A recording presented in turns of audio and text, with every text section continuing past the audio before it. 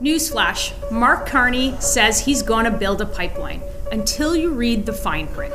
Then his magic idea seems more like a pipe dream than a pipeline. The memorandum of understanding that we're negotiating with Alberta creates necessary conditions but not sufficient conditions. His big announcement? Well, it's to hold more meetings, more consultations, and shuffle more paper while the dreams of a pipeline die in silence. The government of British Columbia has to agree. We believe that First Nations right holders in this country have to agree and support. All stakeholders have to back. Meanwhile, he's handing the radical NDP in British Columbia the veto pen so they can do the dirty work he doesn't want to do himself. The pipeline proposal has no project proponent. Not only does it not have permits, it doesn't even have a route. It's been months since Mark Carney became Prime Minister, and the whole time he's been dangling the idea of a pipeline just like a banker dangles a loan you'll never actually get, with enough optimism to keep you docile. He has all of the tools that he needs to put shovels in the ground today. Under Section 9210 of our Constitution, the federal government has exclusive authority to approve projects between provinces. And he knows that. Bill C-5, which this very government rushed through the House last summer, gives the Liberals the ability to bypass all of their own harmful legislation to get a pipeline to the Pacific today. But the agreement announced between Ottawa and Alberta doesn't do any of that. It's not an agreement to build a pipeline. It's an agreement to allow an application to an office which will maybe say yes, which will maybe result in progress at a date that nobody can say.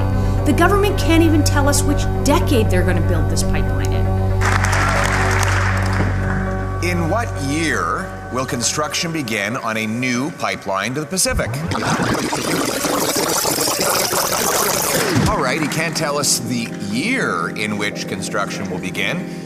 Can he tell us in what decade will construction begin on a new pipeline to the Pacific? They don't know the year that construction will begin. They don't know the decade that construction will begin. And the Environment Minister couldn't even bring herself to utter the word pipeline in her answer to the question. Isn't this pipeline going to be built in the year never? It does do one thing, and the Environment Minister herself admitted it. It's going to raise the industrial carbon tax, which kills jobs and kills progress, and adds extra cost to almost everything you buy. Ottawa keeps the stream of a pipeline alive just long enough to extract cooperation.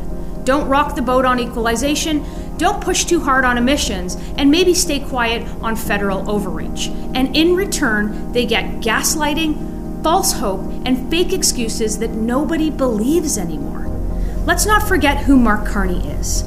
He was the carbon tax's biggest cheerleader for years. He was at Justin Trudeau's right hand, egging him on to enact the very legislation that stopped progress for 10 long years. He flew all around the world to lecture people about how much carbon they consumed. Assets, half of gas, 3/4 of coal, etc., maybe up as much as half of oil reserves, proven reserves, need to stay in the ground if we're going to get to where we are.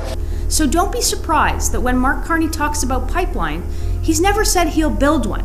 He just talks about it as a convenient political prop in a cheap attempt to get you to think that this guy will be any different than the last guy, just like the toxic ex who promised over and over again they'd change. But 4 overlapping vetoes, the market, the legal, Indigenous communities, and the provincial veto, mean Ottawa signal and study and support, but never actually deliver. And Mark Carney knows that. He's just learned to weaponize the illusion. The West gets hope, Ottawa gets obedience, BC gets the veto, and Carney gets to shrug and say, well, we tried. The pipeline isn't a promise. It's a shackle, gold-plated with consultations and corridor maps, so the West mistakes it for progress. Carney didn't kill the pipeline dream. He just figured out how to profit from keeping it undead.